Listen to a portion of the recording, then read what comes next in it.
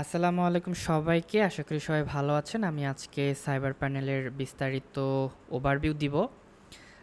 যেখানে সাইবার প্যানেলের যে ফিচার্স অ্যান্ড ফাংশনালিটিগুলো আছে সেগুলো নিয়ে হচ্ছে আমরা ডিটেলস কথাবার্তা বলবো। ওকে, সো এর আগে বলে রাখি সাইবার প্যানেল হচ্ছে একটা ক্লাউড প্যানেল যেখানে হচ্ছে আমরা ওয়েবসাইট হোস্ট করতে পারি। আমাদের যদি কোনো প্রাইভেট সার্ভার থাকে বা আমাদের যদি কোনো বিজনেস থাকে, সেই বিজনেসের জন্য যদি কোনো একটা সার্ভার থাকে, সেই সার্ভারে যদি আমরা ক্লাউড প্যানেল ইনস্টল করি, সেই প্যানেলের মাধ্যমে আমরা আমাদের ওয়েবসাইট, ডেটাবেস, এসএসএল, ইমেল এই জিনিসগুলো ম্যানেজ করতে পারি এবং করতে পারার জন্য একটা প্যানেল আমাদেরকে ইনস্টল করতে হয়। তো অনেকে অনেক ধরনের প্যানেল ইউজ করে, বাট সাইবার প্যানেলটা দেখা যায় খুব পপুলার এবং এই সাইবার প্যানেলের ভিতরে অনেক ফিচার্স আছে যেগুলো অন্যান্য প্যানেলের ভিতরে খুব একটা বেশি থাকে না। হ্যাঁ, ওকে। তো আমরা হচ্ছে সাইবার প্যানেলে লগ ইন করে নিলাম এবং সাইবার প্যানেল লগ ইন করার পরে আমরা তিনটা সেকশন দেখতে পাচ্ছি। একটা হচ্ছে লেফট সেকশন, মাঝখানে একটা সেকশন আছে এবং ডাইন সাইডে একটা সেকশন রয়েছে। তো ডান সাইডে যে সেকশনটা আছে সেটা আমরা দেখতে পাচ্ছি এখানে একটা মোটামুটি ছোট আকারের একটা মনিটরিং টুলস দেওয়া আছে, যেখানে আমরা সিপিইউ, র্যাম এবং ডিস্ক কতটুকু ইউজ হয়েছে না না হয়েছে সেই জিনিসগুলো কিন্তু আমরা এখান থেকে দেখতে পাচ্ছি। তো আমাদের এই সার্ভারটা আসলে আমার পার্সোনাল সার্ভার, এখানে এখনও কোনো ওয়েবসাইট নাই ওইভাবে করে। তো যার কারণে হচ্ছে এখানে সিপিইউটা 0 দেখাচ্ছে। হ্যাঁ? যখন ওয়েবসাইট থাকবে তখন কিন্তু এই জিনিসটা হচ্ছে ওঠানামা করবে। ওকে, আচ্ছা। র্যাম দেখা যায় বাই ডিফল্ট একটা অপারেটিং সিস্টেম বা এই যে প্যানেলটা চলতেছে এর কারণে দেখা যায় এর কিছুটা র্যাম, এবং আমরা জানি অপারেটিং সিস্টেমের একটা সাইজ আছে, সেইটুকুই স্পেস হচ্ছে এখানে নিয়ে নিছে। 16% স্পেস হচ্ছে আমরা বর্তমানে ব্যবহার করতেছি। ওকে, আর মাঝখানে যে সেকশনটা আছে সেটা এই যে ডান সাইডে যে সেকশনগুলো আছে সেগুলারই হচ্ছে একটু দেখা যায় সুন্দর করে সাজিয়ে গুছিয়ে এখানে রাখছে, যাতে করে যে জিনিসগুলো আমাদের ফ্রিকোয়েন্টলি ইউজ করতে হয় সেই জিনিসগুলো আমাদের এখানে আছে। আমরা যদি ইউজারে যাই, আমরা দেখতে পাচ্ছি এখানে যে অপশনগুলো আছে মোটামুটি সে ধরনের অপশনগুলোই আছে। এখানে দেখা যায় কিছু বেশিও আছে। তো আমরা দেখা যায় মাঝখানে কি আছে না না আছে, এই জিনিসটা এখানে যা আছে তা এখানেই আছে। ওকে, সো আমরা এখান থেকেই সব জিনিসগুলো দেখি। সো প্রথমে হচ্ছে আমরা দেখতে পাচ্ছি ইউজার্স নামের একটা অপশন আছে। সো ইউজার্স নামের অপশন থেকে আসলে কি করে, এখানে view profile, create new user. তো কেন আসলে ইউজার্সটা প্রয়োজন, তাই না? তো এটা দেখা যায় কি, আমি আমার পার্সোনাল কাজের জন্য একটা সার্ভার নিয়েছি। তো আমার দেখা যায় 2-3টা কোম্পানি আছে। এখন আমি একটা কোম্পানির ওয়েবসাইটের জন্য একজন ডেভেলপারকে হায়ার করছি, উনি হচ্ছে আমার সার্ভারের অ্যাক্সেস চেয়েছেন। তো আমি আসলে কিভাবে তাকে অ্যাক্সেস দেবো? আমি যদি এই যে অ্যাক্সেসটা আমি যেটা দিয়ে লগ ইন করেছি অ্যাডমিন অ্যাকাউন্ট, সেই অ্যাক্সেসটা যদি দেই, সেক্ষেত্রে দেখা যাবে কি উনি হচ্ছে এই সার্ভারের আন্ডারে যতগুলো ওয়েবসাইট আছে, ডাটাবেস আছে, সবগুলোর অ্যাক্সেস কিন্তু সে পেয়ে যাচ্ছে, তাই না? তো এই সমস্যাটা সমাধান করার জন্য আমরা একটা ইউজার ক্রিয়েট করতে পারি এবং সেই ইউজারকে স্পেসিফিক কিছু পারমিশন দিতে পারি যে সে শুধু এতটুকুই করতে পারবে, তার বাউন্ডারি হচ্ছে এতটুকুই, সে এর বাহিরে আসলে কিছু করতে পারবে না। হুম, তো এখানে দেখো যে ইউজার ক্রিয়েট করার জন্য যে ইনফরমেশনগুলো আছে সেগুলো কিন্তু এখানে আছে। ওকে, দেখো এখানে হচ্ছে নাম দিয়ে, ফর এক্সাম্পল আমার ইনফরমেশন দিয়ে, দেখো এখানে কিন্তু 4টা রোল আছে: রিসেলার, ইউজার, ওয়েব ডেভেলপার। ওকে, তো আমি যদি একটু দেখি যে ওয়েব ডেভেলপারের কি পারমিশন আছে, যে মডিফাই এসিএল যে জায়গাটা আছে সেই জায়গাটা আমি গেলাম এবং সিলেক্ট করলাম ওয়েব ডেভেলপার। দেখো ওয়েব ডেভেলপারকে আমি শুধু পারমিশন দিয়েছি যে সে শুধু ওয়েবসাইট ক্রিয়েট করবে, প্যাকেজ ক্রিয়েট করবে, লিস্ট প্যাকেজ করবে, ডাটাবেস ক্রিয়েট করতে পারবে, ডাটাবেস ডিলিট করতে পারবে। আমি যদি চাই না, ওয়েব ডেভেলপার কোনো ডাটাবেস ক্রিয়েট করতে পারবে না, লিস্টও দেখতে পারবে না, আমি করতে পারি। সে এফটিপি, ওয়েব ডেভেলপারের এফটিপি লাগে।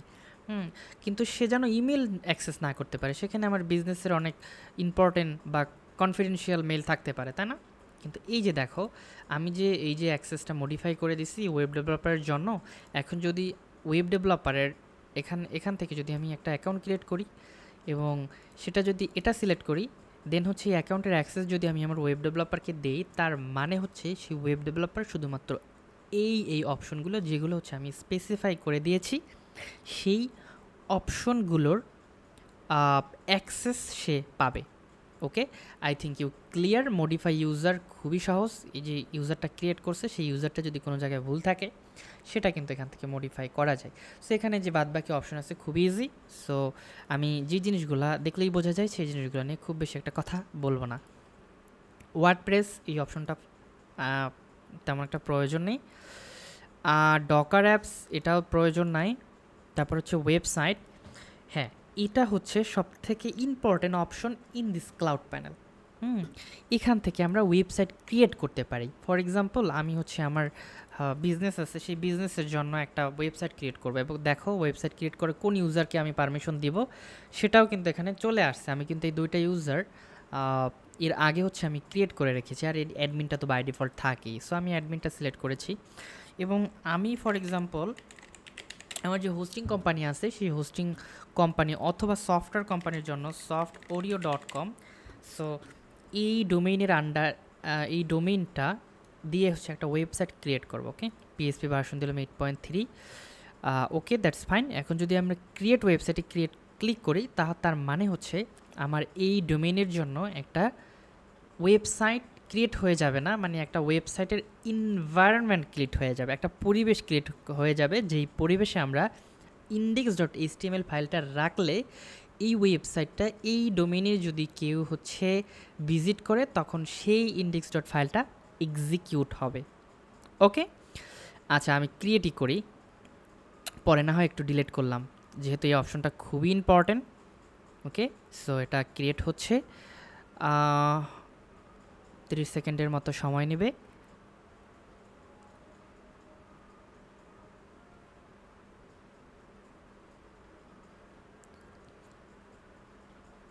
আচ্ছা, তো এই ওয়েবসাইটটা ক্রিয়েট হওয়ার পরে আমরা কিন্তু সেই ওয়েবসাইটটার লিস্টটা কিন্তু এখানে দেখতে পাবো যে আমাদের সার্ভারে কয়টা ওয়েবসাইট আছে, ক্রিয়েট সাবডোমেইন, তাই না? অনেক সময় কিন্তু আমাদের সাবডোমেইন ক্রিয়েট করতে হয়। কী রকমের আমি সাবডোমেইনটা দেখাই, পাশাপাশি এটা ক্রিয়েট হতে থাকুক। দেখো সাবডোমেইন হচ্ছে যদি আমরা দেখো সফটওয়্যারেও কিন্তু অলরেডি অ্যাড করেছি, তাই না? এখানে আমরা চাইলে কিন্তু সাবডোমেইন অ্যাড করতে পারি, লাইক হচ্ছে কি ক্যারিয়ার, অনেক সময় career dot soft Oreo dot com এরকম কিন্তু একটা সাবডোমেন থাকে যেখানে কোম্পানির এমপ্লয়িরা অনেক সময় দেখে যে কোম্পানির নিয়োগ বিজ্ঞপ্তি ছাড়ে, তখন সেই বিজ্ঞপ্তিটা একটা সাবডোমেনে ছাড়ে, তাই না? তো এভাবে করে কিন্তু career dot software dot com নামের একটা সাবডোমেন ক্রিয়েট করতে পারি, যেখানে হচ্ছে আমরা সাবডোমেন ক্রিয়েট করে মানে এই সাবডোমেন ক্রিয়েট করার মাধ্যমে একটা এনভায়রনমেন্ট ক্রিয়েট করতে পারি। ওকে, এবং কোন লোকেশনে এখানে আমরা বলে দিলাম ক্যারিয়ার, সেম জিনিসটাই হচ্ছে এখানে দিব। কেন এখানে দিব? এই যে দেখো হোম সফটওয়্যার, এই যে লোকেশন, এখানে হচ্ছে আমরা এই ডোমেইনের জন্য নতুন একটা লোকেশন ক্রিয়েট করে নিলাম যাতে করে আমাদের বুঝতে সুবিধা হয় যে আমাদের এই সাবডোমেইনের ফাইলগুলো আসলে কোন ফোল্ডারে থাকবে। তারপর পিএসপি সিলেক্ট করে জাস্ট ক্রিয়েট। ওকে, সো এই হচ্ছে ক্রিয়েট সাবডোমেইন। তো আমরা দেখি যে আমাদের ওয়েবসাইটে ক্রিয়েট হয়েছে কিনা। হ্যাঁ, সাকসেসফুল ইনস্টলেড। আমি যদি একটু লিস্ট ওয়েবসাইটে যাই আমরা কিন্তু এখানে দেখতে পাচ্ছি যে এই যে দেখো এটা আগে ক্রিয়েট করা ছিল এবং এটা আমরা কিছুক্ষণ আগে ক্রিয়েট করেছি, তাই না? এখানে 0 MB আছে এবং এটার ভিতরে থেকে যে আমি কিছু একটা মনে হয় রেখেছি যার কারণে 112 MB দেখাচ্ছে। ওকে, দ্যাটস ফাইন।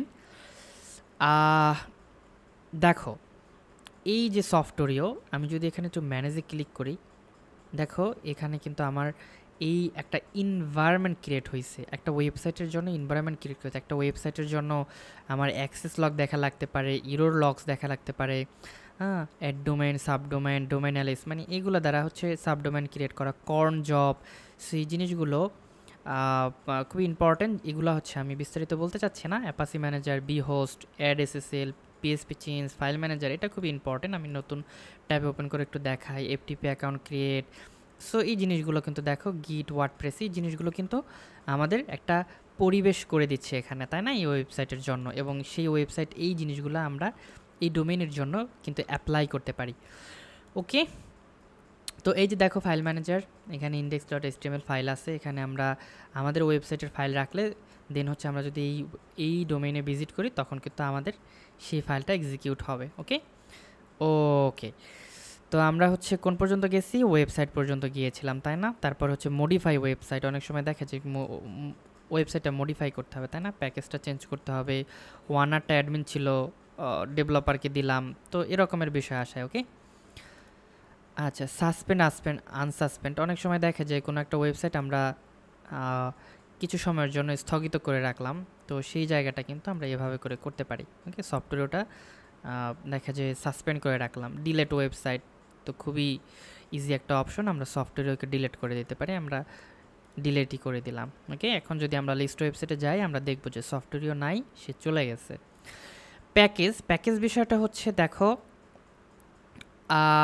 একটা ওয়েবসাইটের জন্য তুমি কতটুকু এমবি কতটুকু জিবি হচ্ছে বরাদ্দ রাখবা, সেটা কিন্তু তুমি এখান থেকে অ্যাসাইন করে দিতে পারি। ফর এক্সাম্পল, আমরা কোনো একটা ওয়েবসাইটের জন্য প্যাকেজের নাম দিলাম, কি নাম দিলাম, বেসিক, ঠিক আছে, বেসিক প্যাকেজ, এবং এই প্যাকেজের আন্ডারে কতগুলো ডোমেন থাকতে পারে, মনে করো 10টা ডোমেন দিলাম। হ্যাঁ, এইটা সবচেয়ে ইম্পর্টেন্ট। হ্যাঁ, তো এখানে আমরা বলে দিলাম যে বেসিক প্যাকেজে শুধুমাত্র 10 জিবি, হ্যাঁ 10 জিবি তাই না, হ্যাঁ 1100। ওকে, এখানে আমরা দিলাম যে 10 জিবি স্পেস হচ্ছে এই যে বেসিক প্যাকেজ আছে সেই প্যাকেজে ইউজ করতে পারবে। এর বেশি যখন ওই ওয়েবসাইটটা নেওয়া শুরু করবে তখন হচ্ছে তাকে আর সুযোগ দেওয়া হবে না, সে দেখা যায় আর কোনো ফাইল ক্রিয়েট করতে দিবে না বা আপলোড করতে দেবে না ইউজারের এন্ড থেকে যদি আপলোড হয়।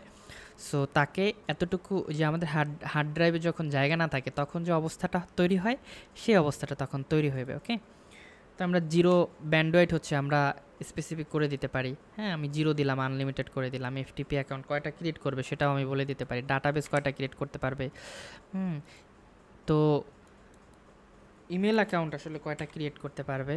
ওকে, তো ফর এক্সাম্পল দেখা যায় আমি ডেভেলপারকে ওয়েবসাইটের একটা অ্যাক্সেস দিলাম, সে করলো কি, সে মনে করো যে ডেটাবেস 10-12টা ক্রিয়েট করছে, ইমেল মনে করো যে 10-20টা ক্রিয়েট করে রাখছে। না, আমরা তাকে কিন্তু এই জিনিসগুলোও সেট আপ করে দিতে পারি, যে বেসিকটা ক্রিয়েট করে দিলাম। এখন যদি আমরা ওই ওয়েবসাইট ক্রিয়েট করতে যাই তখন দেখো এখানে কিন্তু প্যাকেজ চলে আসছে তাই না, অ্যাডমিন বেসিক। তো এই অ্যাডমিন বেসিকে এখন এই প্যাকেজটা সিলেক্ট করে যদি আমরা একটা ওয়েবসাইট ক্রিয়েট করি, তার মানে হচ্ছে এই ওয়েবসাইটটা 10 জিবি পর্যন্ত জায়গা নিতে পারবে, এর বেশি সে নিতে পারবে না। I hope you clear. So package হচ্ছে দেখতে পারবো এখানে কী কী প্যাকেজ আছে, তারপর হচ্ছে ডিলেট করতে পারবো প্যাকেজ, মডিফাই প্যাকেজ করতে পারবো, এই জিনিসগুলো দেখে শুধু সময় নষ্ট করতে যাচ্ছি না। Database, this is the second most important option okay cyber প্যানেলের জন্য। তো এখানে হচ্ছে আমি তো যেহেতু ওয়েবসাইট একটা ডিলিট করে দিয়েছি, এখানে সাবডোমেনটা আছে, ওকে এটা দিয়েই দেখাই। তো এই ওয়েবসাইটের আন্ডারে যদি আমরা একটা ডাটাবেস ক্রিয়েট করতে চাই, দেখো ডাটাবেসের একটা নাম দিতে পারি যে নিউ বা এডু, ঠিক আছে, এডুকেশনের জন্য একটা দেখা যায়, বা ক্যারিয়ারের জন্য হচ্ছে একটা তোমার ডেটাবেস ক্রিয়েট করবো ক্যারিয়ার সাবডোমেনের জন্য। হ্যাঁ, ইউজার নাম সেম দিলাম, পাসওয়ার্ড দিলাম একটা হিজিবিজি যা দিছে, তো এটা আমরা হচ্ছে ক্রিয়েট করলাম। তো এখন যদি লিস্ট ডেটাবেসে যাই, দেখো হচ্ছে আমার কিন্তু একটা ডেটাবেস ক্রিয়েট হয়ে গেছে। এই যে দেখো আমার এই যে ক্যারিয়ার নামের কিন্তু একটা ডেটাবেস ক্রিয়েট হয়েছে, এবং আগে দেখো আগেও আমার 2টা ডেটাবেস এই ডোমেইনের আন্ডারে কিন্তু ছিল তাই না। তো আমরা চাইলে কিন্তু ম্যানেজ করতে পারি, দেখো এখান থেকে না, এখান থেকে জাস্ট আইপি, এই যে পিএসপি মাই অ্যাডমিন, দেখো এখানে যদি আমি যাই, দেখো এখান থেকে আমরা কিন্তু প্রজেক্টটা এই যে ক্যারিয়ার এটা ম্যানেজ করতে পারি, আমরা এক্সপোর্ট করতে পারি, ইম্পোর্ট করতে পারি তাই না। হ্যাঁ, তো এই অপশনটা ক্লিয়ার। ক্রিয়েট ডাটাবেস, ডিলেটটাও করে দেখে, এই জিনিসগুলো আসলে না দেখালেই হয়, তাও হচ্ছে করলাম। সো আই থিঙ্ক এই 4টা অপশন মোটামুটি আমাদের clear. DNS, domain name server, আমরা এটার মাধ্যমে নেম সার্ভার ক্রিয়েট করতে পারি। কোন ডোমেইনের জন্য, ফার্স্ট নেম সার্ভার কী হবে এই ডোমেইনের জন্য, ns1.softaudio.com, আমরা চাইলে এই জায়গাটায় যে কোনো কিছু ইউজ করতে পারি। তারপর হচ্ছে আমাদের এই যে সার্ভারের যে আইপিটা আছে সেই আইপিটা নিয়ে দেন হচ্ছে এখানে হচ্ছে দ্বিতীয় একটা সেকেন্ড নেম সার্ভার তাই না, এখানে হচ্ছে আমাদেরকে 2 দিতে হবে, এবং সেই সেম আইপিটা হচ্ছে এখানে দিয়ে দেন হচ্ছে আমরা কিন্তু একটা নেম সার্ভার ক্রিয়েট করতে পারি। Okay, name server configuration, create DNS zone, delete DNS zone add record. তো আমরা যখন হচ্ছে নেম সার্ভার ক্রিয়েট করবো তখন এই অপশনগুলো অ্যাভেলেবেল দেখতে পাবো। আমরা চাইলে ক্লাউডফ্লেয়ারে হচ্ছে ডোমেনটা কানেক্ট করতে পারি। সো আশা করি ডিএনএস অপশনটা সম্পর্কে মোটামুটি একটা ধারণা পাওয়া গেছে। ইমেল, ওকে, আমরা লিস্ট ইমেলে দেখি যে কোনো ইমেল অ্যাকাউন্ট আসলে ক্রিয়েট করা আছে কি না। হ্যাঁ, আমরা দেখতে পাচ্ছি info@project.softwario.com নামের একটা ইমেল অ্যাকাউন্ট ক্রিয়েট করা আছে। ওকে, তো আমি যদি চাই আমার বিজনেসের জন্য একটা ইমেল অ্যাকাউন্ট ক্রিয়েট করতে, তাই না, আমার যেমন হচ্ছে ইমেল অ্যাকাউন্ট আছে contact@arifbillah.com, অথবা এই সফটওয়্যারের জন্য যদি একটা ইমেল অ্যাকাউন্ট ক্রিয়েট করতে চাই লাইক support@softwario.com। ওকে, সেক্ষেত্রে আমরা কিভাবে করব? তো আমি আসলে ওয়েবসাইটটা যে ডিলিট করছিলাম সেই ওয়েবসাইটটা আবার হচ্ছে ক্রিয়েট করি যাতে করে আমাদেরকে দেখাইতে সুবিধা হয়।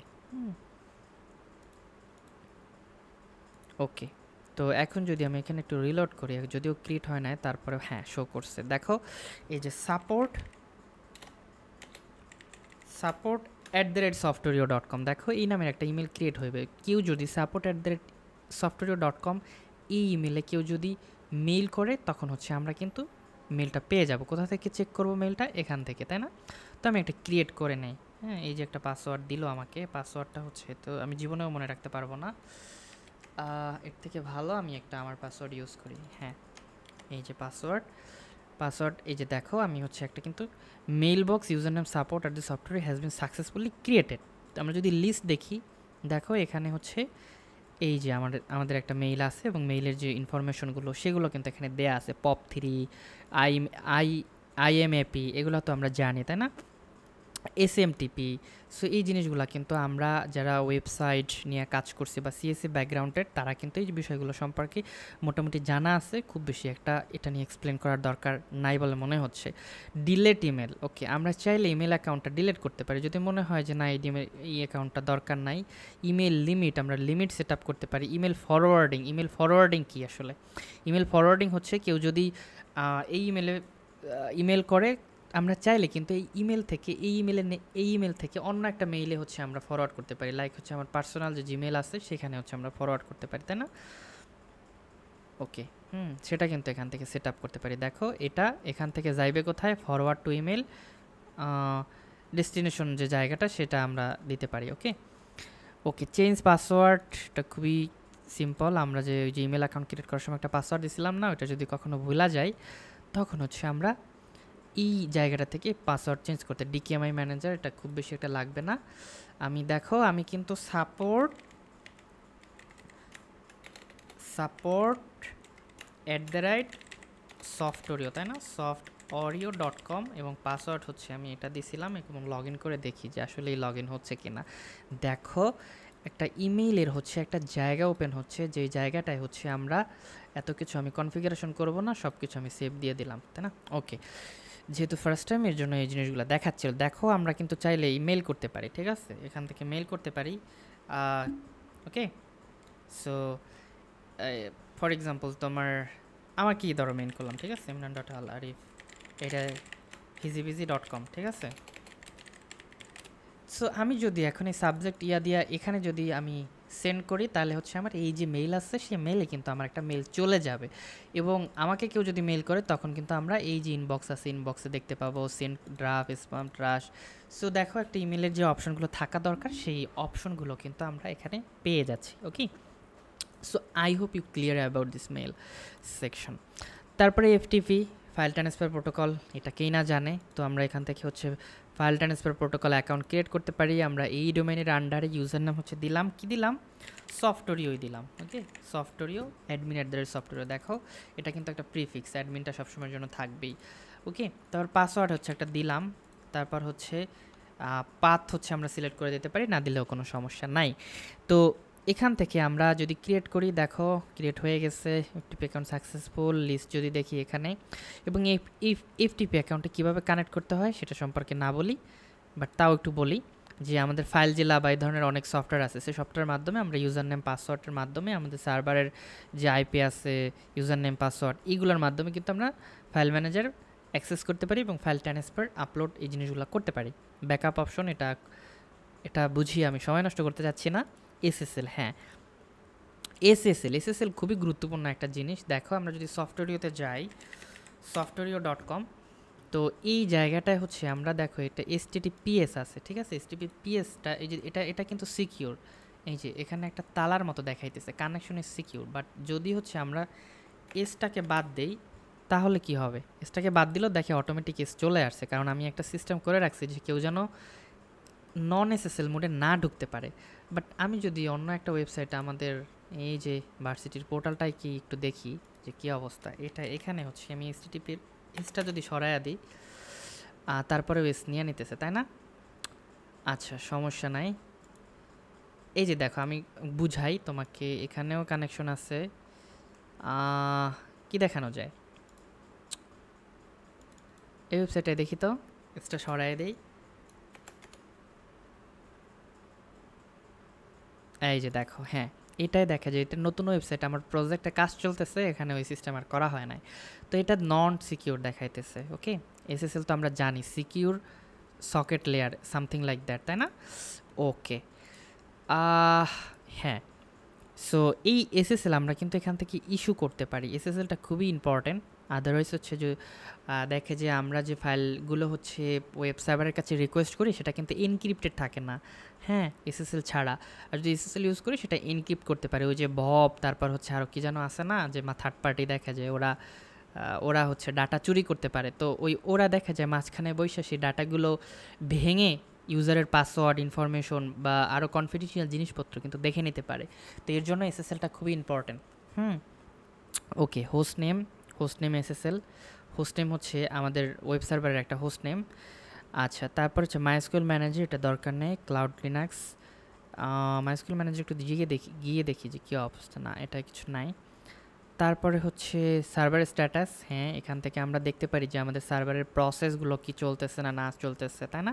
আমরা টাস্ক ম্যানেজারে যাই না, এখানে কি হচ্ছে না হচ্ছে। সো এটা হচ্ছে সেই টাস্ক ম্যানেজার। ওকে, এটা হচ্ছে এখানে একটু লোডিং হচ্ছে, বাট আমরা এতক্ষণ ওয়েট করব না।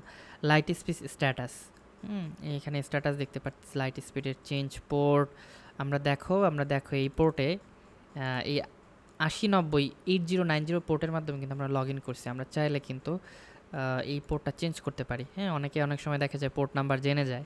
তো পোর্ট নাম্বার জেনে গেলে হয় কি, সে ব্রুট ফোর্স অ্যাটাক করতে পারে, সে অনেক ওয়েতে হচ্ছে অ্যাডমিনের ভিতর ঢুকতে পারে। তো আমরা চাইলে কিন্তু এরকম একটা হিজিবিজি নাম্বার দিয়ে হচ্ছে আমাদের একটা পোর্ট দিতে পারি। হ্যাকার জীবনেও হচ্ছে আমাদের পোর্ট খুঁজে পাবে না, খুব পসিবিলিটি, বা পেলেও হচ্ছে খুব বেশি ট্রাই করতে হবে। ওকে, পিএসপির কিছু মাঝে মধ্যে কিছু এক্সটেনশন ইনস্টল করতে হয়। সো সেগুলো এখান থেকে আমরা করতে পারি। লগস, নতুন করে আর কিছু বলবো না, দেখাবো না, জাস্ট এখান থেকে বলে যাই অ্যাক্সেস লগ, যে অ্যাক্সেস করার সময় যে লগগুলো থাকে সেগুলো এখানে দেখতে পাই। কোনো ইরোর্স জনিত যদি কোনো লগস থাকে সেটা এখানে দেখতে পারো। ইমেইলের প্রবলেমের কোনো লগস থাকলে সেটা এখানে দেখতে পারি। ইফটিপি সমস্যা যদিও যে লগস থাকে সেগুলো আমরা দেখতে পারি, তাই না? ইরোর্স একটু যায় একটা জিনিসের ভিতর যায় দেখাই। এখানে এই যে ইরোর লগস, অ্যাক্সেস লগ গেলে হয়তো বা কিছু একটা বুঝাইতে পারবো। হ্যাঁ, এই যে দেখো এটা হচ্ছে একটা রিকোয়েস্ট করছে কোন জায়গা থেকে, 23 এপ্রিল 2025। হ্যাঁ, এই যে কোনো একটা আইপি থেকে যে রিকোয়েস্ট করছে, সেই রিকোয়েস্টের যে অ্যাক্সেসটা মানে রিকোয়েস্ট যে ইনফরমেশনটা, গেট রিকোয়েস্ট মজিলা উইন্ডোজ 10 থেকে 64 বিট থেকে এই ধরো দেখা যায় অনেক ডিটেলস ইনফরমেশন দেওয়া আছে যে ক্রোম থেকে সে হচ্ছে অ্যাক্সেস করছে, মানে এটা আমি কোনো না কোনোভাবে হয়তো বা অ্যাক্সেস করছি। সো সেই জিনিসের একটা লক কিন্তু সে এখানে রেখে দিছে। ওকে, তারপর হচ্ছে সিকিউরিটি, ফায়ারওয়াল, আমরা জানি ফায়ারওয়াল কি।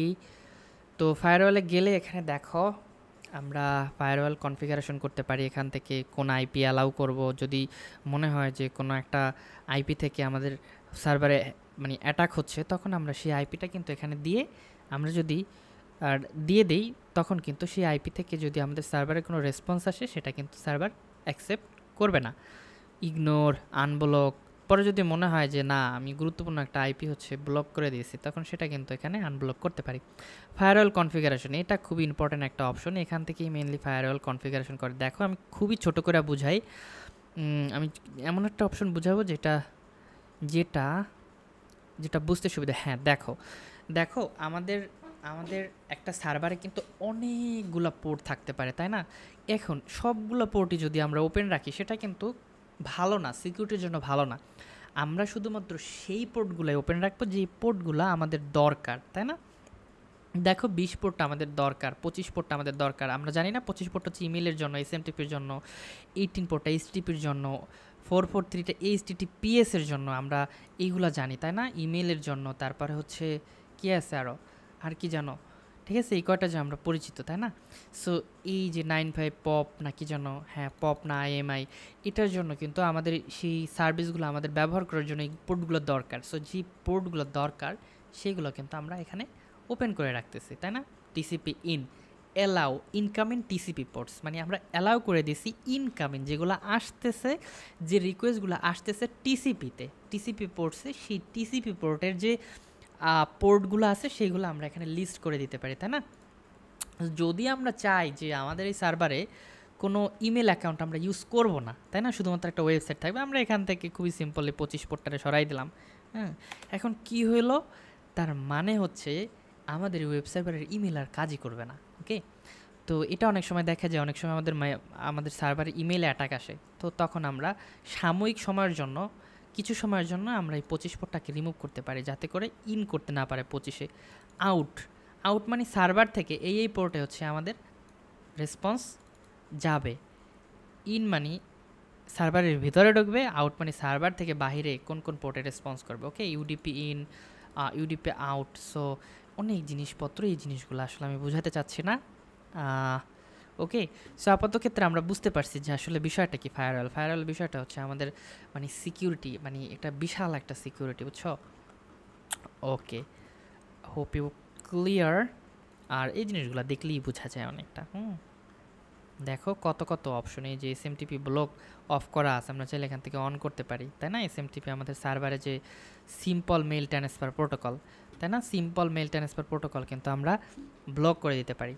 হ্যাঁ, এসএমটিপি পোর্টস, দেখো এখানে এসএমটিপি পোর্টসগুলো কী কী আছে সেগুলো কিন্তু আবার অন্য একটা জায়গায় আলাদা করেও কিন্তু দিয়ে দিছে।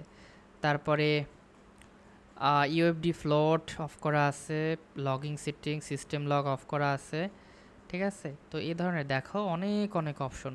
তো একটা সার্ভারে অনেক ধরনের অ্যাটাক আসতে পারে, অনেক ধরনের সিকিউরিটি থ্রেট আসতে পারে, সেই জিনিসগুলো কিন্তু আমরা এই ফায়ারওয়াল থেকে অনেকাংশেই 100% না, অনেকাংশেই এই ফায়ারওয়াল থেকে আমরা প্রোটেক্ট করতে পারি আমাদের সার্ভারকে। So this is very very important for server. যে কোনো সার্ভারের জন্য ফায়ারওয়ালটা খুবই দরকার।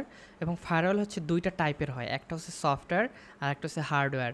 দেখো এটা কিন্তু সফটওয়্যার লেভেলে, আমরা সফটওয়্যার এখানে ইন করে এখানে হচ্ছে কনফিগার করে দিচ্ছি যে আমাদের কী কী হবে কি হবে না, হ্যাঁ, কী কী অ্যাক্টিভিটিস হলে কি করবে, মানে সেই অপশনগুলো কিন্তু আমরা এখানে অ্যাকশন ট্রিগার মানে ওইভাবে করে সেট আপ করে দিচ্ছি, তাই না?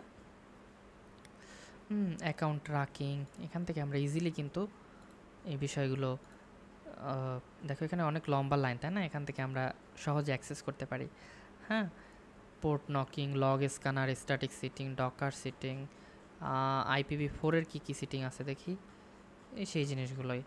ওকে, তো আশা করি বুঝতে পারছো যে ফায়ারওয়াল বিষয়টা, এটা নিয়ে আমি একটু বেশি সময় দেওয়ার ট্রাই করছি, কারণ ফায়ারওয়ালটা কিন্তু খুবই গুরুত্বপূর্ণ, খুবই ইম্পর্ট্যান্ট, এবং এটা দরকার। এটা না থাকলে বা সার্ভার যে কোনো সময় অ্যাটাকের শিকার হতে পারে। ওকে, অ্যাটাকের শিকার হলে সেখান থেকে আসলে বাঁচার কোনো উপায় নাই বললেই চলে। So this is very important. তারপরে কই গেল সিকিউরিটি, তাই না, সিকিউর এসএসএস। আচ্ছা, আমরা এই যে সার্ভারের যে একটা রুট মানে অ্যাডমিন আছে, উনি হচ্ছে এই 22 যে পোর্ট আছে সেটাকে বলা হয় এস পোর্ট। ওকে, সে কিন্তু এই পোর্টের মাধ্যমে লগ ইন করে। তো বাই ডিফল্ট যে কোনো সার্ভারেই 22 বাই ডিফল্ট থাকে, কিন্তু আমরা কিন্তু চাইলে এখানে 80 তো অলরেডি ব্যবহার হয়, তাই না? আমরা এমন কোনো পোর্ট ইউজ করব না যেটা অলরেডি ব্যবহার হয়। 80 কিসের জন্য ব্যবহার হয়? HTTP, তাই না? এই যে আমি একটা ভুল করতেছি যাচ্ছিলাম। তো এই যে এই ধরনের দেখা যায় 55 পোর্ট আমরা ইউজ করতে পারি, যে পোর্টটা আমাদের সার্ভারেও আর কোথাও ইউজ হয় না, তাই না? আমরা 25, 143, 443 এই জিনিসগুলো কিন্তু ইউজ করব না, কারণ এগুলা অলরেডি রিজার্ভ, তাই না? আমাদের প্রোগ্রামিং নলেজে কিন্তু কিছু রিজার্ভ কিওয়ার্ড থাকে। সো আমাদের পোর্টের ভিতরে কিছু রিজার্ভ পোর্ট থাকে 25, 80, 443, এসএমটিপির জন্য 465। সো এই ধরনের পোর্টগুলো কিন্তু রিজার্ভ পোর্ট। সো এই পোর্টগুলো হচ্ছে আমরা কখনো ইউজ করব না। ওকে, তারপর হচ্ছে মড সিকিউরিটি কনফিগারেশন। এটাও ফায়ারওয়ালের মতো, এটা ইনস্টল করা নাই, এটা দেখাচ্ছিও না। সিএসএফ, ওই যে দেখো ফায়ারওয়ালে যে অপশনগুলো ছিল সেগুলাই কিন্তু এখানে একটু আবার এক্সট্রাভাবে দেয়া হয়েছে আর কি। হ্যাঁ, যে ফায়ারওয়াল অন আছে। ওকে, তাহলে সিকিউরিটি এখানে যে জিনিসগুলো আছে এগুলোও সিকিউরিটির জন্য টুলস। হ্যাঁ, এগুলো কিন্তু টাকা পয়সা দিয়ে কিনতে হয়। আমরা ওই যে অ্যান্টিভাইরাস ইউজ করি না?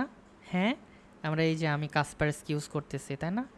কই গেল? এই যে, সো এই সার্ভারের জন্য কিন্তু কিছু অ্যান্টিভাইরাস আছে, যেমন ইমিউনিফি 360।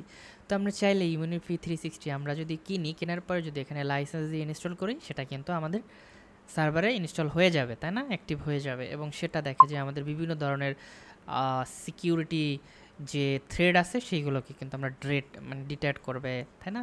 এই কাসপারস্কি যেরকম আমার কম্পিউটারের জন্য খুবই হেল্পফুল, সে এটাও আসলে সার্ভারের জন্য খুবই হেল্পফুল, এবং সার্ভারের জন্য আসলে ওই ধরনের ফিচার অপশন দিয়েই হচ্ছে আসলে সিকিউরিটি যে অ্যাডন আছে বা সফটওয়্যার আছে বা টুলস আছে সেটা কিন্তু ক্রিয়েট করা হয়েছে, তাই না? ইমিউনিফি এভি, এটাও সেম একটা জিনিস। আচ্ছা, তারপরে মেল সেটিং, এটার দরকার নাই। ম্যানেজ সার্ভিস দরকার নাই, প্লাগ ইন দরকার নাই। সো এই ছিল মোটামুটি আমাদের সাইবার প্যানেল সম্পর্কে একটা বেসিক আইডিয়া। আমি এখানে আসলে ডিটেলসে বলার ট্রাই করছি যতটুকু সম্ভব, এবং অনেক কিছু বাদ রেখে গেছি, এবং সেই জিনিসগুলো খুব বেশি একটা দরকার না এবং দরকার হয় না বললেই চলে। শুধু শুধু সময় নষ্ট করে কী লাভ? তো এর জন্য জিনিসগুলো আমি ইগনোর করে গেছি। ওকে, তো এখানে দেখো একটা অপশন আছে, এখানে ক্লিক করার মাধ্যমে আমি কিন্তু লগ আউট করে ফেলেছি, তাই না? সো এই ছিল সাইবার প্যানেল সম্পর্কে একটা ডিটেলস ওভারভিউ। ওকে, আল্লাহ হাফেজ, আসসালামু আলাইকুম।